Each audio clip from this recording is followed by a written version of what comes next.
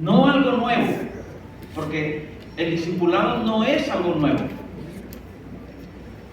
El discipulado es lo que el Señor dijo desde un principio que debería ser la fórmula para el engrandecimiento del reino y llevar la palabra hasta lo último de la tierra. Pero esta forma, este volver al origen, yo digo volver al origen, porque ciertamente, como lo vamos a ver, el Señor nos dio un mandamiento, nos dio una instrucción. ¿Hasta qué punto nosotros estamos haciendo lo que debemos hacer? Bueno, por eso estamos aquí. Quiero saludar a los presidentes de confraternidades de Yaracuy. El Señor les bendiga. De verdad, aplaudo y agradezco al Señor por el esfuerzo que ustedes están haciendo. Hay una canción, me imagino que la han oído, ¿no? Esto fue lanzado en el año 1993, es decir, tiene unos cuantos años esta canción.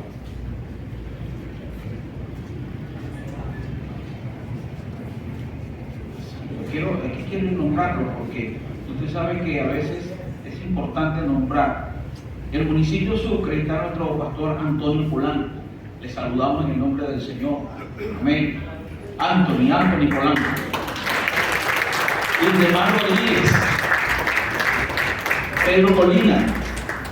Del municipio Curuzual, el presidente Guineo Ochoa y Denis Calvete. Dios les bendiga. Les saludamos con muchísimo cariño. Del municipio Trinidad, Félix Ojeda. Del municipio Peña, Gamaliel Aguilar, Eduardo Noguera, Osnardo Reyes. Del municipio Paz, Gregoria Paradas, Jonathan Hernández. Del municipio Cocorote, William Hernández. Municipio San Felipe, Juan Díaz. Del municipio Urachiche, el presidente José Luis Pérez. Visitación Vargas, Kelly Colmenares. Del municipio Independencia, María Lobo. Del municipio Nigua, Manuel Monge. Municipio Bolívar y otros municipios de Pastor Aristide Bastidas, José Guzmán, bueno, el Concilio Latinoamericano y todos los pastores que están aquí. La verdad es un honor, un gozo muy grande tenerlos a ustedes reunidos en este lugar. Como dijo el pastor José Hernández, formamos parte de una iniciativa que, fíjense este dato interesante, nace en el Consejo Evangélico de Venezuela. Ustedes saben muy bien que nosotros como buenos evangélicos nos gusta hacer fronteras, nos gusta crear muros, ¿sí o no? Y cuando escuchamos al Consejo Evangélico de Venezuela, unos se alegran, otros no mucho. Dentro de todos los estados hay por lo menos 2 o 3 confraternidades. En Valencia o en el estado de Carabobo hay 2 grandes confraternidades que agrupan prácticamente a todos los pastores del estado. Y siempre han habido diferencias, siempre han habido algunas cosas que hacen que somos hermanos, pero no compartimos, no tenemos comunión ministerial, digámoslo así. Por eso esta canción que se llama Cristianos, que es del cantautor y que además es pastor, Marco Vidal. Esta canción dice: antes le llamaban nazarenos, después cristianos. Hoy no saben ya cómo llamar a cada grupo, hay tantos. Antes al mirarles se decían: ved cómo se aman. Hoy al contemplarles se repiten: ved cómo se separan. ¿Quién sabrá quién de ellos tiene la verdad? ¿Cómo ha conseguido el enemigo robarnos el terreno? Hemos comenzado a hacer murallas, olvidando lo primero, que no hay cristianismo verdadero detrás de una careta. Si no reflejamos a Jesús, perdemos nuestra meta. Que el que sirve a los demás es el mayor.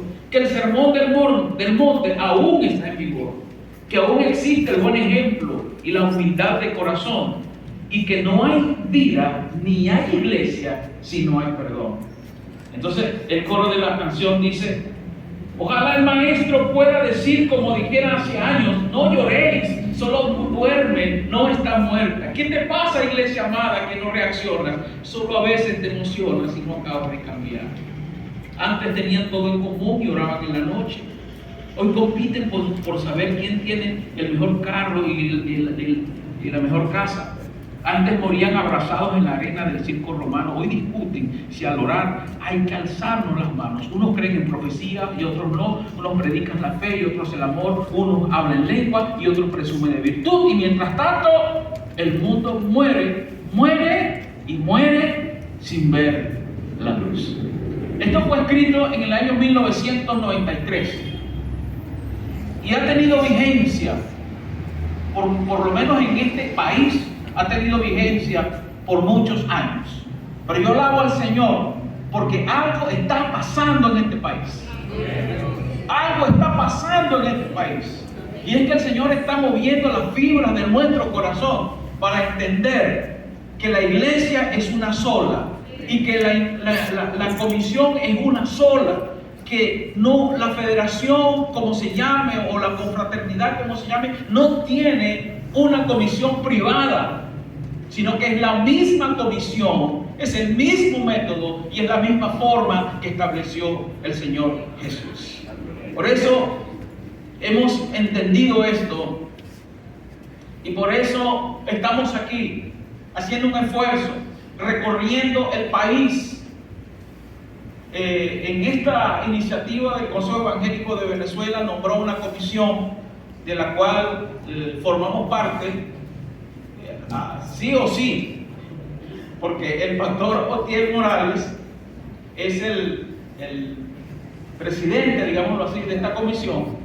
Y entonces él nos ha llamado a nosotros, la pastora de Vilmar, que siempre lo ha acompañado y siempre ha estado en la dirección general de Iglesia y Discipulado del Concilio de Asambleas de Dios de Venezuela, y hemos estado trabajando allí por varios años, desarrollando esta experiencia y entendiendo esos resultados que estaba dando la pastora Rosa, y no presentamos estos resultados por presumir, ni por creer que somos los mejores, ni mucho menos, ni pretendemos, ni queremos serlo, ni esperamos serlo jamás, porque la iglesia es una. Pero solamente es la evidencia de lo que el Señor ha venido haciendo cuando nos volcamos a lo que Él nos ha mandado hacer. El pastor José Hernández está con nosotros enganchado en esta aventura. El pastor Abdi está enganchado en esta aventura. Y con nosotros 11 equipos que deberían haber sido 24 más equipos en todo el territorio nacional, pero tenemos 11 distritos y tenemos 11 equipos, porque estamos dispuestos a compartir de gracia lo que de gracia hemos recibido. Y esta experiencia de hacedores de discípulos está cambiando la manera de las asambleas de Dios ver las cosas, de cómo hacer las cosas.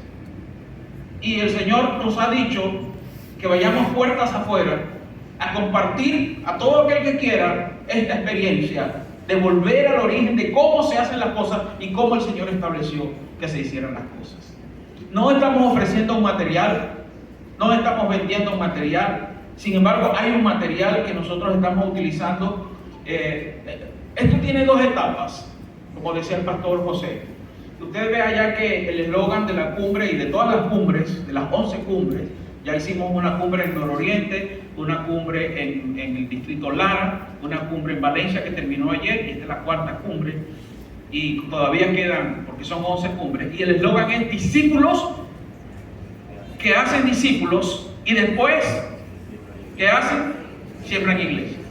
Acertadamente el pastor José dice, vamos primero a formarlo como un discípulo de Cristo, y después viene lo demás, que es natural. Los discípulos, cuando salieron de Jerusalén, lo natural es que se fueron y por donde iban plantando iglesias. Los discípulos plantan iglesias, pero primero tienen que ser discípulos de Cristo. Entonces, este material, que es la base con la cual nosotros estamos dando el entrenamiento, usted se va a... está bien. Usted va a recibir el entrenamiento del equipo de aquí, de Yaracuy. El pastor Néstor tiene escuelas de discipulado en los 14 municipios. Y hasta ahora el 85% del entrenamiento ha sido de asambleas de Dios y el 15% ha sido de iglesias independientes o iglesias de otra federación. Bueno, vamos a crecer en esa intención. Vamos a abrir las escuelas para todos los pastores que quieran pasar por este maravilloso entrenamiento. ¿Por qué es importante? Porque hay dos cosas importantes en este material. Este libro que tengo acá se llama ¿Cómo ser un hacedor de discípulos? Aquí hay dos perspectivas. La perspectiva del que hace discípulos, porque no puede, esto lo hemos reiterado durante todo el día, no puede alguien hacer discípulo si él mismo no es un discípulo. Porque esto no se trata de que nosotros vamos a darle una clase a alguien, esto se acabó, no es así. No es así como el Señor lo hizo. El Señor enseñó con el ejemplo. Él habló con el ejemplo. Él dijo, vengan y vean. Cuando le preguntaron, ¿tú eres tú el Cristo? Ven y ve. Y nosotros cuando vamos a instruir a alguien y le vamos a formar un nuevo discípulo de Cristo, nosotros primero tenemos que ser un discípulo de Cristo. Entonces, este material aborda primero las disciplinas espirituales del que va a discipular, una revisión interna de cómo somos, cómo es nuestra vida espiritual, qué influencia tiene el Espíritu Santo en nuestras vidas, cómo es nuestra vida devocional, cómo es el devocional diario, cómo interrelacionamos nosotros con la familia, cómo está esto, hasta qué punto nosotros podemos ser un modelo digno de imitar. Porque como decía el pastor José, qué tremendo compromiso decir, imítame a mí. Aquello de que yo no voy a ser más evangélico así como fulano. Y usted le dice, no, pero es que no tienes que ser evangélico como él. Tienes que ser evangélico como quién. ¿Qué es lo que decimos? ¿Qué es lo que decimos? Cristo. Que tienes que ser evangélico como Cristo. Pero un nuevo creyente nunca va a ser evangélico como Cristo. No. Él va a buscar a alguien a quien imitar, a alguien que lo acompañe, alguien que sea como Cristo y que lo acompañe en su proceso. Pero él va a ver a esa persona que lo está acompañando y va a llegar a un momento en que va a dejar de ver a la persona y va a comenzar a ver a Cristo. Pero el curso introductorio de la vida cristiana, el nuevo discípulo siempre va a ver al que lo está discipulando como su modelo a seguir.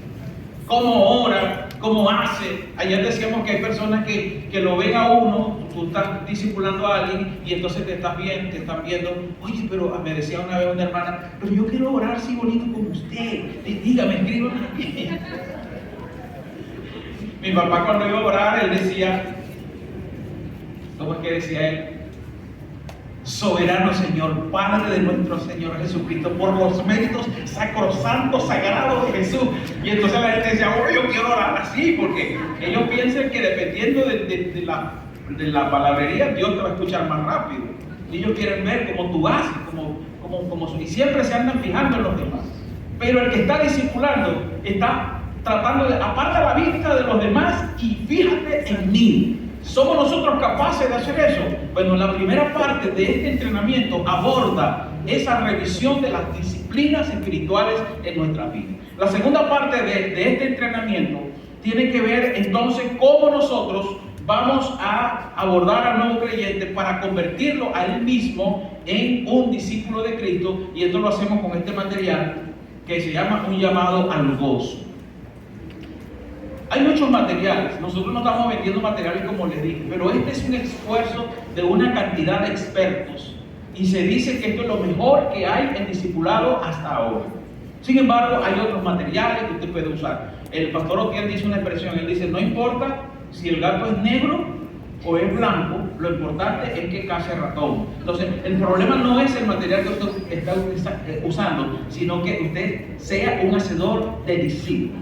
Aquí hay siete lecciones, y en cuánto tiempo usted hace la primera parte, porque es la primera parte. Este se llama un llamado al gozo, hay una segunda parte que se llama un llamado al crecimiento. Pero ¿en cuánto tiempo usted hace un discípulo? ¿En cuánto tiempo se da una lección? Si usted da una lección semanal, en 7 semanas ya usted tiene un Pedro, ya tiene un Pablo, listo, formado, 7 semanas. Pero resulta que las 7 clases no son realmente la importante. Sí tiene importancia, por supuesto que sí, porque son los primeros rudimentos de la fe, acercarlo a Cristo y todo eso, pero la intención es que haya un acercamiento, es una amistad centrada en Cristo, donde un discípulo con un poquito más de experiencia, con un poquito más de madurez, es capaz de enseñar a otro discípulo con menos madurez y nuevo creyente. Es decir, que usted puede pasar un mes tranquilamente en una lección, porque lo está escuchando, está compartiendo, lo está enseñando a orar, le está enseñando a leer la Biblia, le está enseñando algo muy importante que trae este material, y es un diario espiritual. A los latinos nos cuesta esto, hermano. Yo le aseguro que la mayoría de nosotros aquí no hemos tomado nota de lo que hemos hablado esta mañana. Es más, sabemos que cuando usted llega a la casa y abre el teléfono y trate de ver lo que usted le sacó fotos, no va a entender nada. Entonces nosotros recurrimos al viejo clásico. ¿Me puede compartir la presentación?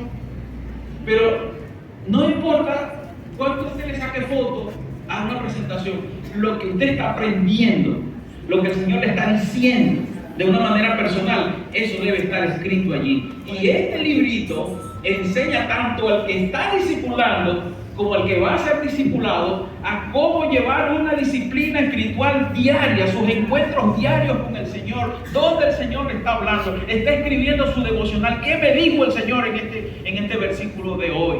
Se lo lleva el domingo para la escuela dominical, qué fue lo que predicó el pastor, etcétera.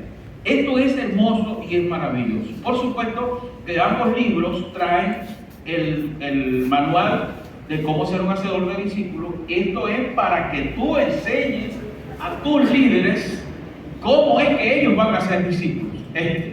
Y este material es para que tú hagas discípulos, ¿sí? Por eso es así. Ahora, como les dije, nosotros no estamos vendiendo esto porque realmente si nos lo ponemos a vender, perderíamos.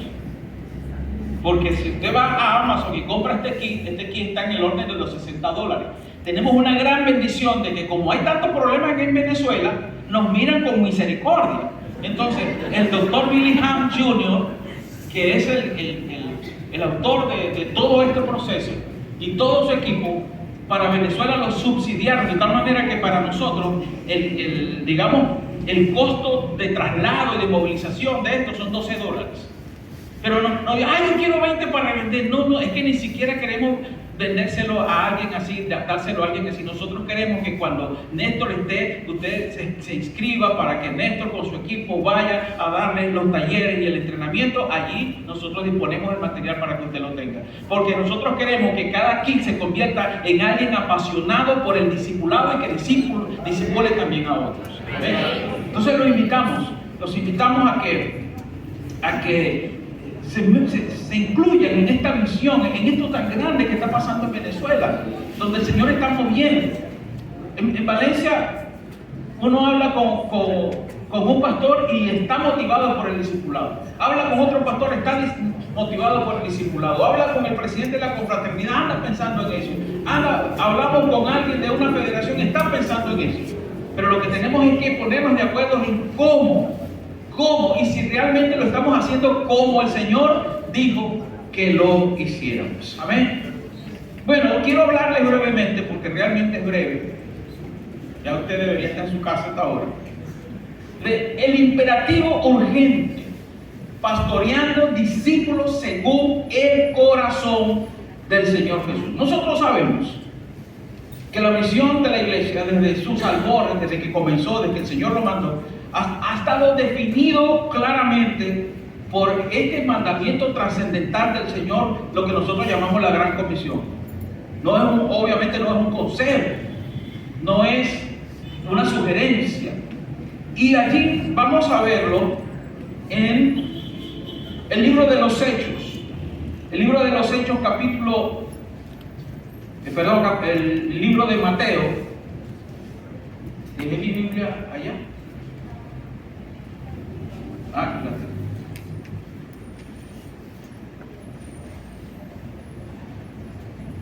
Vamos a ir, porque quiero que esto es más bien un repaso, pero sí hay algunas cosas interesantes que nosotros debemos considerar allí.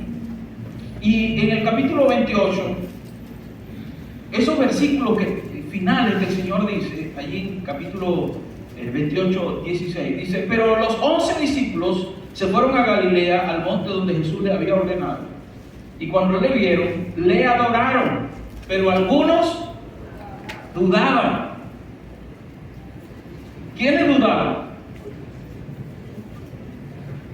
¿Algunos de quién? De los discípulos. Todavía dudaban. Y frente a la duda, el Señor dice lo siguiente: se acerca y les habló diciendo: toda potestad me es dada en el cielo y en la tierra. Por tanto, id y hacer discípulos a todas las naciones, bautizándolos en el nombre del Padre y del Hijo y del Espíritu Santo, enseñándoles que guarden todas las cosas que os he mandado, y he aquí estoy con vosotros todos los días hasta el fin del mundo. Amén. Lo primero es que frente a la duda, ¿qué dudaban?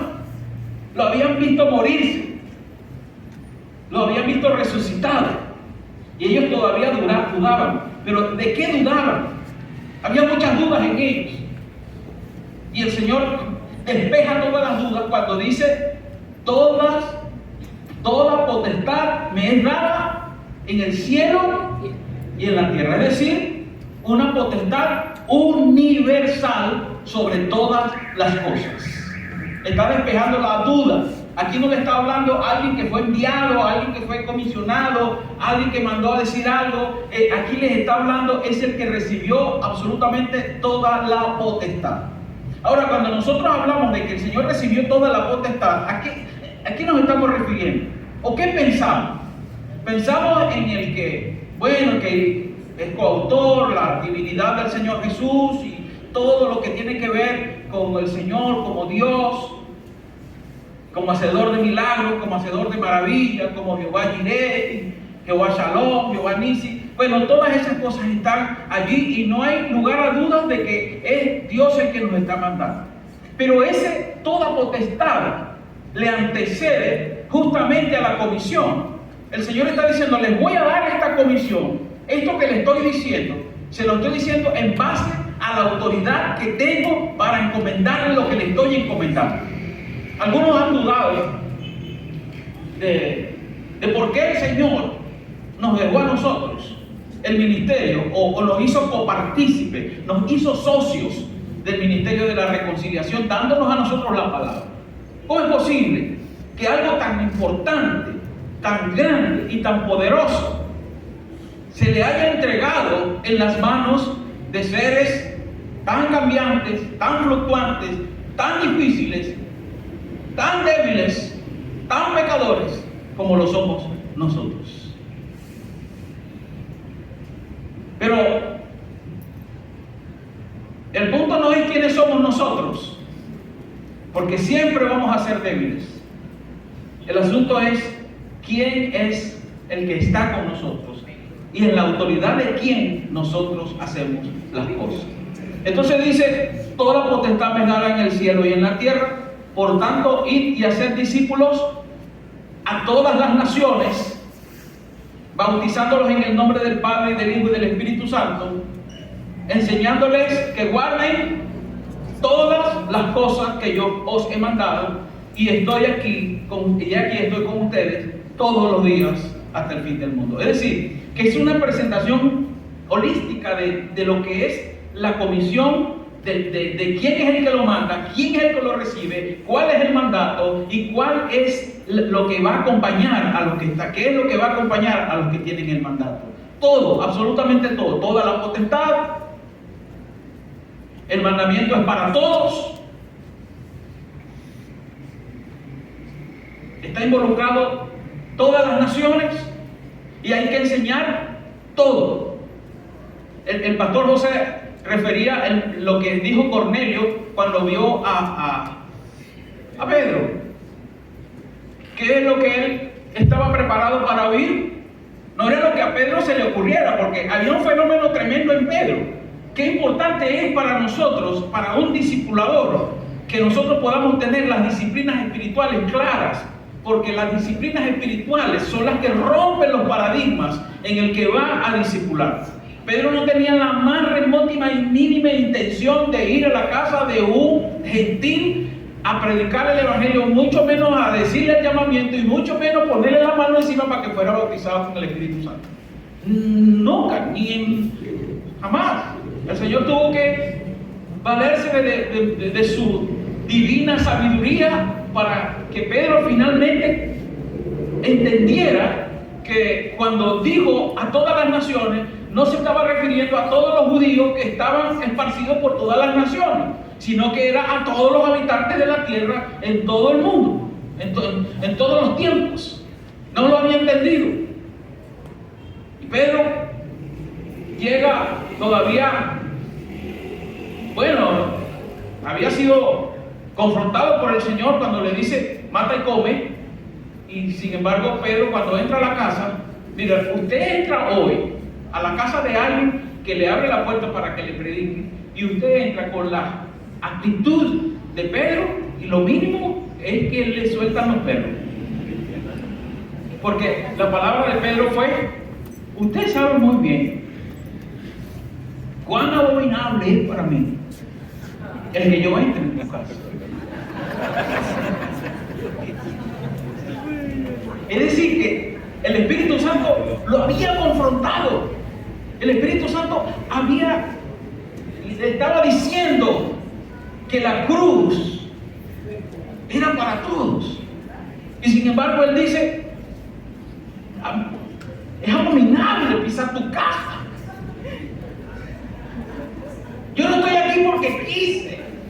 Yo estoy aquí porque me mandaron, porque me obligaron. El Señor con distintas señales se valió de ángeles, se valió de visiones, se valió de tanto para que Pedro pudiera finalmente entender lo que tenía que hacer. Pero lo maravilloso es que también Cornelio estaba preparado, porque él dice, yo no te voy a escuchar a ti que tú me hables de tu esposa, yo quiero que tú me hables lo que el Señor te dijo. Entonces, es importante porque ya el Señor se los había dicho, enseñándoles todas las cosas que os he mandado. En este transcurrir del tiempo en que el discipulado, según el modelo de Cristo, se ha diluido, entonces, perdónenme que lo diga así, pero si un pastor o un predicador o un maestro no es un discípulo de Cristo, lo más seguro es que ese maestro o esa persona va a predicar cualquier cosa que se le ocurra, algo que la gente quiera oír, alguien que la gente quiera que le suene bonito a sus oídos. Y bueno, por eso tenemos una iglesia tan debilitada. Miren, en los tiempos del COVID, creo que todos tuvimos la experiencia en nuestras iglesias de que se nos fue mucha gente. Y después del post-COVID, antes del COVID, desde el 2017, estamos sufriendo, la migración. Se fueron y se fueron y se fueron. Bueno, algunos se fueron y fundaron iglesias. Es verdad, algunos fundaron iglesias, pero otros se descarriaron. Otros dejaron a sus esposas, a sus esposos. que hubo una debacle. En tiempo de pandemia se cerró la iglesia. Muchos se fueron, pero no volvieron. Se quedaron, no porque se murieron, sino porque se murieron espiritualmente. Eso nos ha traído a nosotros a pensar, ¿qué pasó? ¿Qué es lo que está pasando? Está pasando que tenemos iglesia nominal, pero no tenemos verdaderos discípulos de Cristo, porque el discípulo de Cristo se crece en la adversidad. El discípulo de Cristo permanece frente a los problemas. El discípulo de Cristo es un vivo muerto o un muerto vivo, porque sabe que su vida está anclada en el Señor y que ni la muerte, ni la vida, ni ángeles, ni principados. ¿Quién dice eso?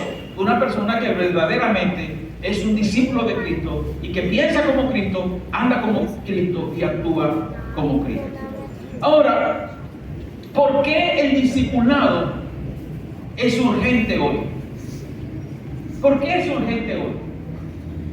Si, escuche esto, si nosotros como iglesia de Cristo no nos ponemos serios y entendemos que el discipulado en el modelo de Cristo es la solución para este país, la iglesia va a fracasar. Obviamente no va a fracasar, digamos, per se, porque el Señor dijo que las puertas del infierno no prevalecerían contra ella. Y este despertar que el Señor está trayendo en este país y en todas las confraternidades y en todo el país, esto es porque las puertas del infierno no va a prevalecer contra ella. Y es lo que el Señor nos está diciendo. Ojo, ojo, el enemigo no se cansa. El Salmo 91 dice, he aquí, no se adormecerá, no, el Salmo 121, he aquí, no se adormecerá, ni dormirá el que guarda a Israel. Y siempre, yo no sé por qué, que a mí me suena en la cabeza, y el diablo tampoco. Porque él anda siempre como león rugiente buscando a quien devorar. Pero estamos despertando a ver el discipulado no como alguien que se reúne con un grupo de personas, 10, 15, 20 personas, y le enseña una lección bíblica y todo eso, porque eso es enseñar. Pero el discipulado es más que enseñar. El discipulado es modelar. El discipulado es formar. El discipulado es entrenar. El discipulado es que alguien se vacíe su vida en la vida de otro. Entonces no estamos diciendo que usted no va a seguir teniendo sus escuelas de crecimiento. Por supuesto que sí, su escuela de doctrina, todas esas cosas usted la va a seguir teniendo. Pero cuando a alguien se le siente allí a escuchar la lección de la inspiración de las Sagradas Escrituras, el único y verdadero Dios, la deidad del Señor Jesucristo, el ministerio, el bautismo del Espíritu Santo, todo eso, esa persona que está sentado allí no está comiéndose un libro, no está aprendiendo algo simplemente por aprenderlo, sino que alguien lo tiene a su lado haciéndole ver cómo se lleva eso a la práctica, con qué se come eso, qué es lo importante. Entonces, estamos en un mundo terrible. Estamos en un mundo terrible.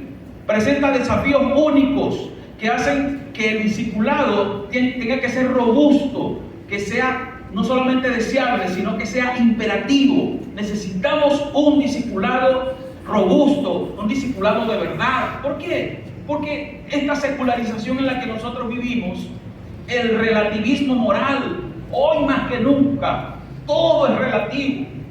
El pecado es pecado desde la perspectiva de quien lo ve y de quien lo practica. No es desde la perspectiva divina, no es desde la perspectiva bíblica. La globalización y esa influencia omnisciente, omnipresente de las redes sociales que hacen que la mayoría de la gente esté distraída. Tan distraída que usted sabe muy bien que a veces usted está predicando y hay gente que está chateando. Entonces creen, no, que está anotando el sermón. Mentira, está hablando ahí, está diciendo cualquier cosa. Vi en estos días una cajita que deposite su teléfono aquí, en la casa de un hermano. Porque cuando la van a visitar ella no acepta que nadie tenga el teléfono prendido. O sea, vivimos en un mundo totalmente distraído. Todos esos factores impactan profundamente en la vida de las personas o de la forma como perciben y ven la fe cristiana. Amados, necesitamos vivir el Evangelio contra cultura, y eso lo cambia en Cristo Jesús. Amén. Mire, yo estoy de acuerdo con la radio, estoy de acuerdo con las redes, predicar el Evangelio por las redes. Pero hoy parece que es más importante ser un influencer cristiano que ser un discipulado. Y que gane bastante like. Dale like, dale like, dale like. Eso no está malo. Mire, uno de los ministerios más hermosos es el ministerio de Radio Transmundial, de A Través de la Biblia. Mi abuela se comía eso. Mi mamá se comía eso. Y bueno, Eugenia se lo come todos los días.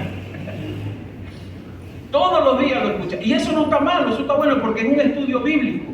Pero todos esos esfuerzos es como para una proclamación generalizada de qué es lo que es el Evangelio. Pero lamentablemente mucha gente se está quedando con eso. Y no puede ser así. Nosotros necesitamos formar a la gente para que sea como Cristo. Óigame, hoy día se dice que, estuve revisando por ahí algunas estadísticas, que el 20% de los venezolanos se dicen que son protestantes. Bueno, ahí entra todo, hasta los adventistas lo metieron ahí en esa estadística.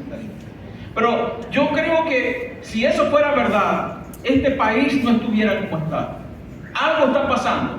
Es decir, me parece que hay mucha gente inscrita en una nómina, pero hay muy poca gente que realmente somos discípulos de Cristo. La meta para MM33, su mandato es nuestra misión. Eso ya es aguas adentro de la FRAMA, de la Fraternidad Hispana Mundial de las Asambleas de Dios. Es que para el año 2033, que se celebra el aniversario número 2000 de la Iglesia de Cristo, años más o menos, pero bueno, ese es un acuerdo. Esa meta es que para ese año las Asambleas de Dios en el mundo, estamos tratando de que de 670,000 iglesias que somos en el mundo, lleguemos a 1 millón de iglesias.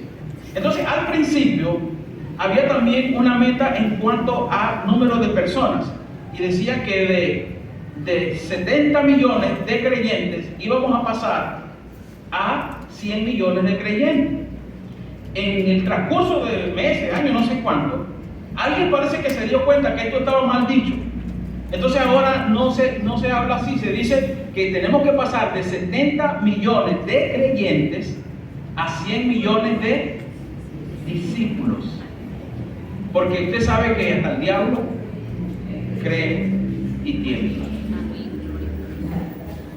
Entonces, amados, iglesia, pastores de Yaracuy, hay una tremenda urgencia en que nosotros de verdad entendamos que el discipulado uno a uno, vida a vida, sigue siendo la estrategia del Señor para nosotros. Amén. Eso no es fácil, porque hay muchos paradigmas. Estamos tratando de implementarlo. No crea usted que eso va a suceder de la noche a la mañana. Que usted hoy le va a dar un taller a la iglesia y mañana todo el mundo va a tener un discípulo y eso ya a los 7 meses. No, eso no es así. Eso es un esfuerzo. Hemos hablado mucho en esta mañana sobre la palabra intencionalidad. Tenemos una intención y cuando hay intención hay perseverancia y hay constancia. Comience a hacerlo. ¿Cómo usted lo va a comenzar a hacer? Dijo el pastor José ahorita, yo estoy ganado. ¿No lo escuchó cuando dijo eso? Yo estoy ganado para esto. Óigame, si el pastor no está ganado para esto, lo más seguro es que ningún líder esté ganado para eso. Entonces, el primer paso es que tú como pastor entiendas que es contigo, mi amado. Es contigo y es conmigo. Si nosotros queremos transformar este país, si nosotros queremos entender de una vez por todas que lo que el Señor ha dicho de este país, que va a bendecir este país, que el Señor nos va a dar bendiciones, que va a abrir las ventanas de los cielos, que hasta aquí llegó la tragedia, que ya nos castigó bastante, que ahora viene lo bueno. Y mucha gente piensa y ora.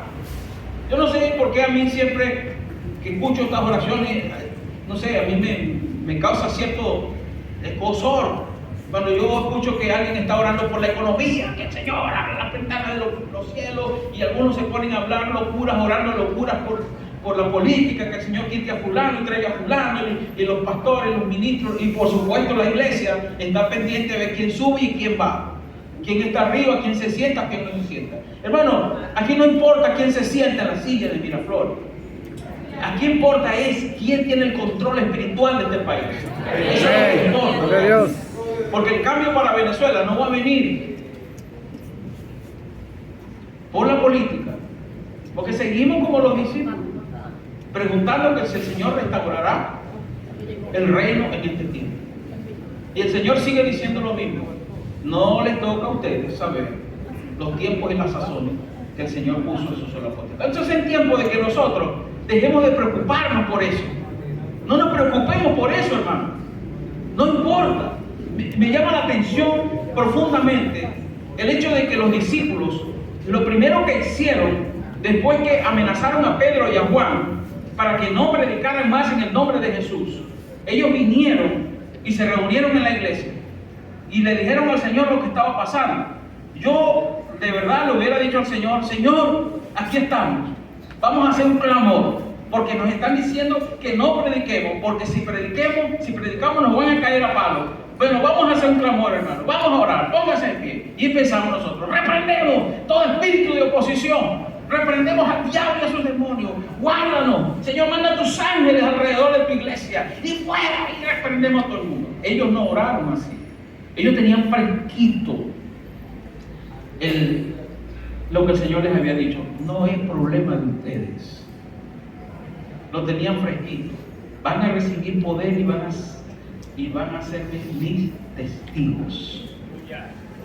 Y le dijeron: Señor, ahora mira sus amenazas y concede a tus siervos que con todo denuedo hablen tu palabra, mientras extiende tus manos, para que haya prodigios y señales en el nombre de tu santo Hijo Jesús. Amén. ¿Y sabe qué pasó cuando ellos hicieron esta oración? Que el lugar donde estaban ellos tembló y todos fueron llenos del Espíritu Santo. Aleluya. ¿Por qué el Espíritu Santo, bueno, ya había sido derramado el día de Pentecostés? ¿Y por qué lo llenó el Espíritu Santo allí nuevamente? ¿Por qué? Porque estaban pidiendo el respaldo del Señor exactamente para lo cual el Espíritu Santo había llegado. Y me seréis testigos. Me seréis testigos. Y ellos querían de nuevo para seguir siendo testigos. Ellos querían el respaldo del Espíritu Santo para seguir siendo testigos. Que muera el que tenga que morir, que sufra el que tenga que sufrir. Pero lo importante es que el Evangelio de Jesucristo sea predicado en este país. Y que nosotros como líderes, como pastores de Yaracuy, de Cogede, de Carabobo y de Venezuela, entendamos que este país no depende de nadie más. Le voy a decir algo, hermano. Este país, como digo para que no me lo vean como una herejía, no depende de Dios. La bendición de este país no depende de Dios. Porque si dependiera de Dios, ya nos hubiese bendecido. Hace tiempo que hubiera hecho lo que tenía que hacer. Pero lo puso en nuestras manos. El Señor hizo lo que tenía que hacer. Y está hecho perfecto. Y nos ha entregado a nosotros la gran responsabilidad de transformar este país en una nación ganada para Cristo. Amén. Así que, pastores amados, es tiempo de que nosotros entendamos la urgencia que tiene esto. Esto no es un programa más. Usted siga haciendo lo que hace. Solamente que tome esto como algo esencial. Tú debes ser un discípulo que hace discípulos. Y los discípulos que tú haces tienen que ser discípulos y tienen que sembrar iglesia. En Fuente de Salvación, la iglesia que yo pastoreo, ha sido difícil que una iglesia tradicional cambie la metodología, la cosa chévere, la cosa fácil, el culto, allá, para acá, todo eso, el programa. Incluso estoy en un ministerio, voy cuando me toca, si tengo que hacerlo, hago, estoy listo y se acabó, ya terminé mi responsabilidad. como no sé cuándo, me puse a investigar y no conseguí cuándo se inventó la fulana oración de confesión de fe. ¿Cómo nos ha hecho daño eso?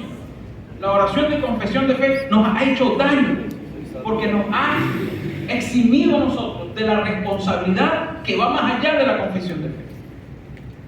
Repite conmigo: Señor Jesús, Señor, y ya está listo. Y si vive, que viva. Y yo me lo gané. Hermanos, nosotros tenemos que entender que eso no es así. Que tú debes decir que te ganaste a una persona. ¿Cuándo? ¿Cuándo te lo ganaste? ¿Cuándo te lo ganaste? Cuando lo lleva al bautisterio. Ayer no sé si era la pastora de Bimar o ustedes decían que cuando, que por qué razón, porque era la pastora de Bimar, que cuando una persona se bautiza, después que la cosa se le pone dura y empieza el enemigo a atacarlo y todo eso. Y nos preguntábamos ahí lo que estamos, ¿por qué sucede eso? Y uno decía una cosa, otro decía otra. Y concluimos ahí que lo que pasa es que justamente parece que nosotros acompañamos al discípulo hasta el bautisterio. Y del bautisterio lo dejamos solo. Y el diablo se aprovecha y lo agarra. Y mucha gente, muchos nuevos creyentes le tienen miedo al bautismo porque dicen, pero es que cuando uno se bautiza la cosa se le pone peor. Porque dejamos de acompañarlo. Amado querido, el discipulado requiere una pasión, requiere un fuego que arda en nuestros corazones. Amén. Bueno, hay muchas cosas que decir, pero quiero simplemente decirles, amados pastores, Venezuela no va a cambiar sola. Necesita un liderazgo espiritual centrado en Cristo. Necesitamos que nosotros rompamos las barreras, que nos veamos como iglesia, que nos veamos como hermanos, que veamos que tenemos una carga y una responsabilidad como iglesia de Cristo para transformar este país. Pero comienza contigo, pastor amado. No podemos ser pastores mundanones, pastores ministros que no oran, ministros que no se meten en la palabra, ministros que no viven la palabra, ministros que sus hijos no quieren ser cristianos porque no ven a Cristo reflejado en su papá y es un pastor. Eso tiene que terminarse. Amén. Es tiempo de que nosotros nos reconciliemos lo que tenga que reconciliarse, arreglar lo que tenga que arreglar y tomar a un discípulo y convertirlo en discípulo de Cristo. ¿Yo qué tuve que hacer para que la gente me creyera que esta cosa funciona? Bueno, yo discipulaba en un cafetín por allá al primer discípulo que tuve y así estaba. Pero como los pastores, el liderazgo, decían, como decía aquel fulano, ese mismo, ese Shakespeare chiquito, sí voy, sí pastor, sí, pero no le veía el discípulo. Entonces le dije a mi esposa, bueno, mi amor, vamos a hacer lo siguiente: el martes de oración, antes que el culto comience, usted se pone en una nave de la iglesia y yo en otra a discipular a todo lepo al discípulo. Y estábamos ahí. Obviamente eso no funciona porque hay cosas que el discípulo te va a compartir y todo eso, pero por lo menos lo que tiene que ver con la lección y qué estás haciendo y el diario espiritual, y todo el mundo empezaba a ver, y el ejemplo fue el que hizo que los otros realmente comenzaran a hacer el trabajo. Si el pastor no está ganado para esto, si el pastor no cree que de verdad hay que ser discípulos uno a uno y que lo demás es complementario para esto, no es al revés, esto no es complemento de nada. La reunión que tú haces con 4, 5, 10 para enseñarles más allá de los primeros rudimentos y de lo que es tener una relación íntima con Cristo es complementario. Esto es lo esencial.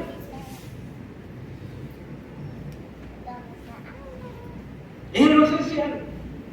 Y luego, es más, usted lo deja, usted lo acompaña durante un año y después lo suelta.